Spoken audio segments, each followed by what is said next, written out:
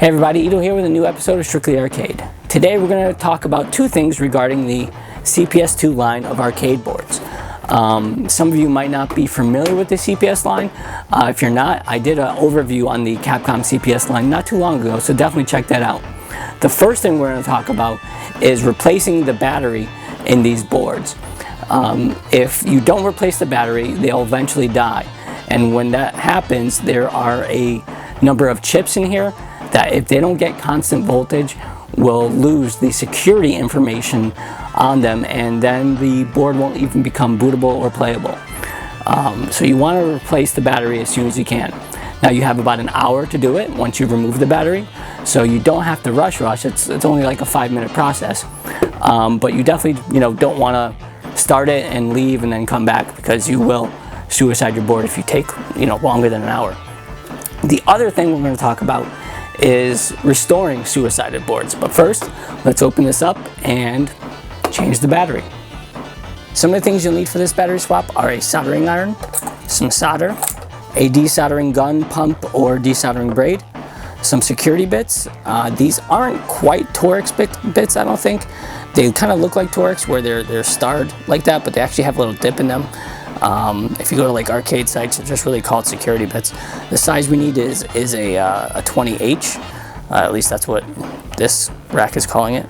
We'll also need some cutters and a half AA battery with leads that is 3.6 volts. So here we have our A and B boards. They're just two boards sandwiched to each other. And most of these boards will have this little metal clip here that is actually just, kind of sandwiching the boards and holding them together so they don't just lift right off. Some of them don't have it. Some people have taken them off and just never put them back on. They're not 100% needed, but it is just there for, I guess, security, or make the board secure. So you just wiggle them out, and there's one on each side. And once you've done that, you can just pop the boards right off of each other.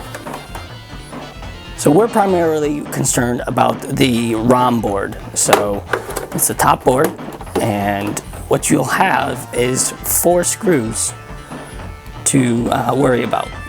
Some of them might, have stickers on them. You just lift those stickers right off. But some of them actually will have a bolt in here. Some of them have like little metal bolts. None of my boards actually have this. I've seen a couple that do have little metal bolts, which you'll just need to get like a socket to get out. But some of them will have like a C, and that's like I think it's like a Capcom lock they call it, or something like that. And those you'll actually have to pry open, unfortunately. Unfortunately, I don't have one here to show you guys. And I hear they're actually kind of a pain to get out, but you have to literally jimmy rig it and break it off. But this one doesn't have it, so I actually have a board that I've already taken the screws off of, which is right here. And once you get it off, you'll have to be careful of this counter here. Some boards will have this counter, some won't. So when you take this off, you want to be careful, because if you just rip it right off, you'll rip out the wires for that counter. As you see, there's a little wire here. You want to make sure we don't just rip that off. So here we have the old battery. You want to make note of which side is positive, which side is negative. Positive towards the EPROMs, negative towards the edge of the PCB. So all we have to do, flip it around. We got our 2 solder points. Take our desoldering tool.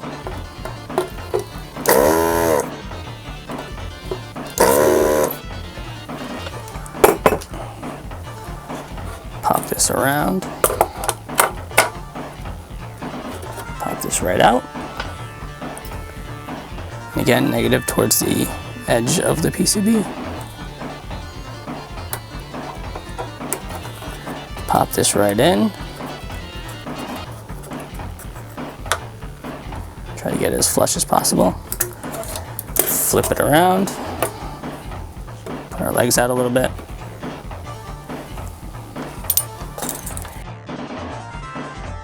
Take our solder and soldering iron. Pop it right there.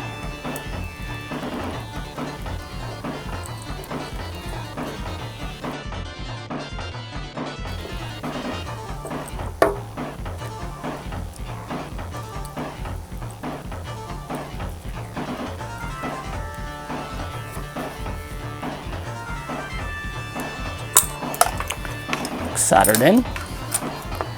Take our cutters, cut off our leads,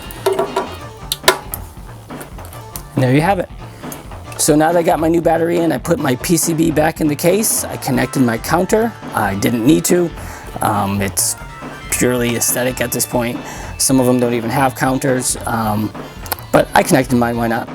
And one thing I forgot to mention when taking this apart is there are these three little holes for these little black caps. They actually service absolutely nothing right now. Maybe potentially for testing it did something, I have no clue. But these will come right out. Once you open this up, they'll just fall right out. Just, be sure to put them back in. Sandwiching this back together is kind of a pain sometimes because the plastic doesn't want to just, sit perfectly. So you don't want to leave any gaps between the two cases. So I'm going to fast forward a little bit and get this back together, and then I'm going to let it sit for an hour and make sure that the battery swap worked. So it's been about an hour, and now I'm going to power up the board and see if it worked.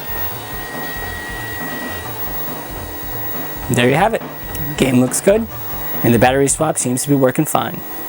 So now that we've covered replacing a battery, let's talk about what to do once a board has already suicided. The main things we'll need for the desuicide project are an EEPROM programmer with a 16-bit 40-pin adapter and an EEPROM eraser. The signs you'll see when a board has suicided is that when you boot it up, you'll see a solid color screen. Sometimes this is blue, sometimes it's purple, sometimes it's black. There are actually various colors you'll see. In this case, this one is purple. So now that I know that this board has definitely suicided, I'm just going to open it right up. So to resurrect this CPS2 game, I'm going to remove this battery. I can cut it out or desolder it. And I'm going to erase and reprogram these 5 ROMs. Now this is a Super Street Fighter 2, so it requires 5 ROMs to be reprogrammed. If you have a different CPS2 game, you might have more ROMs or less. And what this process is called phoenixing. And what that essentially is doing is replacing these ROMs with unencrypted ROMs, so that encryption is not there anymore. The game will play exactly the same, which is super important obviously. And the only difference is that some games have a Capcom startup logo. Once the game has been phoenixed, the Capcom logo will now say Capcom with the words Phoenix Edition right under it. Other than that, it's the same game. It does devalue it a little bit. Purists like to have the original ROMs and battery, etc. But if you have a suicided board, you really have no option if you really want to play that game unless you use the Phoenix ROMs. So let's erase these ROMs and start from there. So to erase these ROMs, we obviously have to remove them. You can use what's called an IC remover tool, or you just use a flathead screwdriver. The smaller the better. And what you want to do is apply a little pressure between the socket and the actual chip. You want to evenly distribute that pressure, because if you just start putting pressure on one of the sides, you'll bend the legs to one side, which you don't want to do. You could A, ruin the legs, and B, just have a bunch of crooked ones and have trouble putting it back in the socket. So once you do that, you just have to remove the sticker. And you do want to clean these windows, so use a little Windex to clean them up, because if they're not clean, they won't erase thoroughly. And when removing these chips, you do want to make note of which chip you're removing and where it went. You also want to make note of this so you know which chip is being programmed and which ROM file goes with it.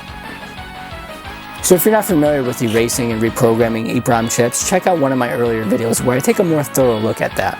But for this video, we're just going to use what's called a UV EEPROM eraser, and all it does is shine UV light into these little windows and erases the chip. I'm going to set the timer for an hour, and then I can reprogram the chips. With our EEPROM chips now erased, we need to reprogram them with the corresponding chip number from the PCB.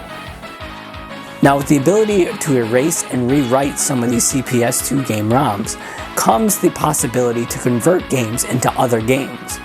This is where a gray area kind of comes into play, as some people are converting games into more highly sought after games that are more valuable, and in turn saturating the market. Now with our EEPROMs programmed and verified, we can place them back into the PCB. It is also recommended to short this capacitor for the Phoenix ROMs to work correctly. It's located right next to where the battery was. We could use any piece of metal or screwdriver for this. Now all you have to do is put the board back together and see if it works. So here is the new Phoenix board powered up, and it seems to be working fine.